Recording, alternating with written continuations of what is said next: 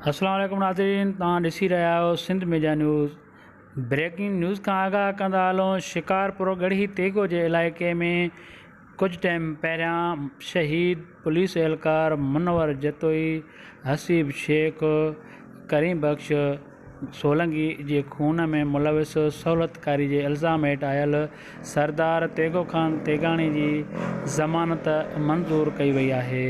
Breaking news खां आगाह कंदा हलूं त 62 ॾींहं पहिरियां सरदार तेगो खान तेगाणी जी गिरफ़्तारी थियल हुई। 62 ॾींहंनि खां बाद जो अदालत सगोरी 5 लख रुपया मुचलकल जमा करण जो हुकुम जारी करे छॾियो आहे, जंहिंजी अहिड़ी ज़मानत मंज़ूर कई वई आहे। जी नाज़रीन, तव्हांखे ब्रेकिंग न्यूज़ खां आगाह कंदा हलूं।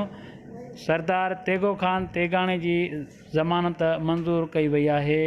5 लख रुपयनि एवज़ ज़मानत मंज़ूर कई वई आहे, जेको शहीद पुलिस एहलकार मुनवर जतोई, हसीब शेख समेत 3 पुलिस एहलकारनि जे केस में सहूलतकारी जो हुजण मुलविस हुजण जे इल्ज़ाम हेठि गिरफ़्तार थियल हुयो।